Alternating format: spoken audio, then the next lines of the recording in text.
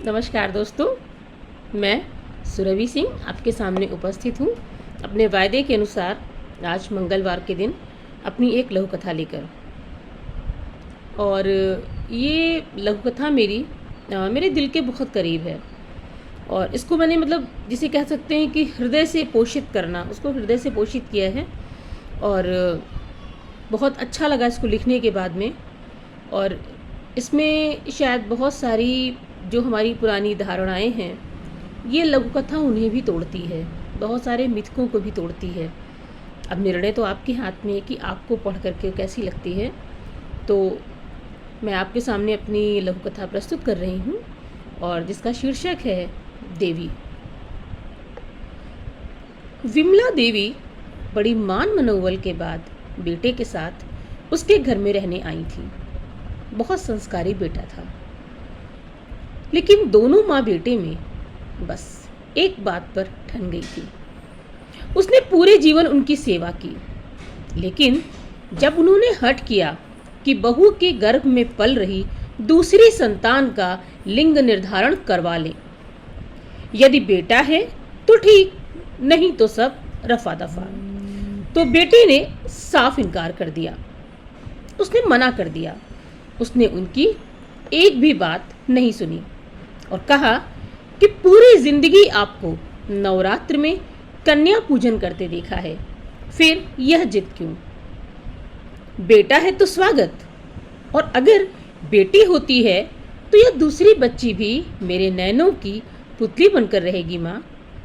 अब जिद में बात आगे बढ़ गई, इतनी आगे बढ़ गई कि वो अपने छोटे बेटे के पास गांव चली गई।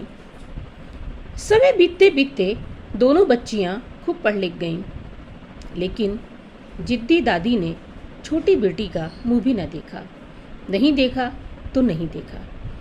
महामारी फैल रही थी, इसलिए बड़का अम्मा को अपने साथ ले आया। बड़ी बिटिया नासा में चयनित होकर वही नौकरी कर रही थी और छोटी प्रिया डॉक्टर थी, अस्पताल में ही रहती थी।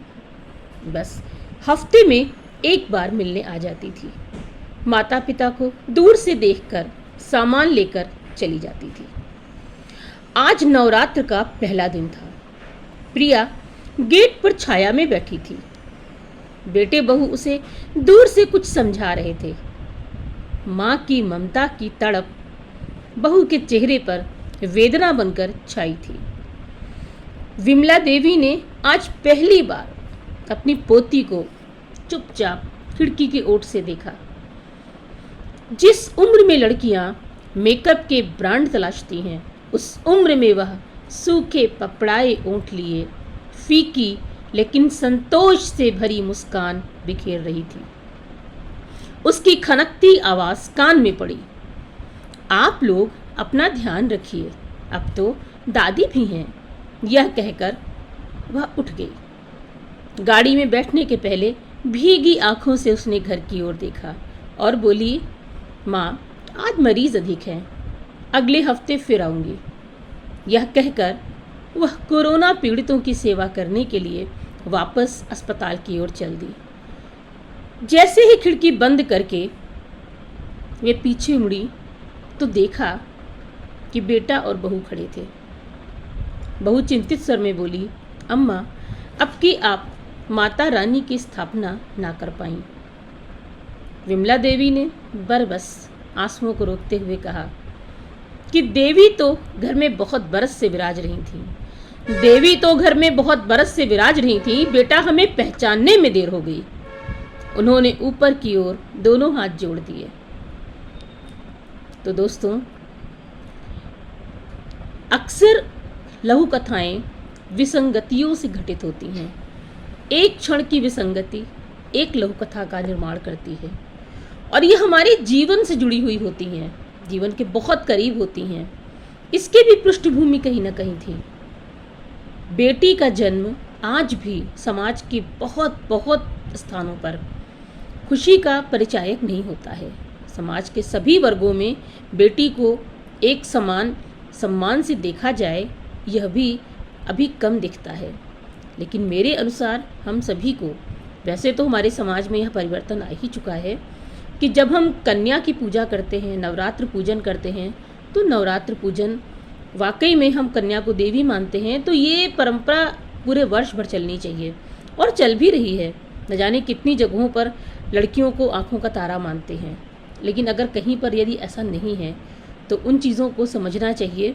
और बेहद खुशी की बात है, बहुत अच्छा भी लग रहा है कि आज के समय में बेटियों को लेकर लोग बहुत जागरूक हो गए हैं। तो मेरी ये लघु कथा आपको कैसी लगी, मैं आपसे ज़रूर सुनना चाहूँगी। और जो लोग मेरा नंबर जानते हैं, फ़ोन नंबर जानते हैं, व्हाट्सएप नंबर, वो मुझे उस पर बताएंगे तो और भी अच्छा लगेगा।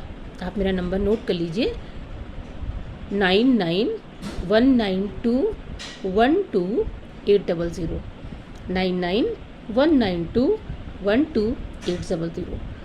ये मेरा फ़ोन नंबर है, व्हाट्सएप नंबर है। इस पर आप मुझे बताइएगा अपनी प्रतिक्रिया, और यदि कमेंट्स में लिखते हैं तो भी ठीक है। और शनिवार को आपके सामने मैं अपनी एक कविता लेकर उपस्थित होंगी, और बस मुझे आपका प्यार चाहिए, सहयोग चाहिए। इसी प्रकार से मैं अपनी एक लघु कथा और कविता लेकर आपके सामने उपस्थित होती रहूँगी। धन्यवाद।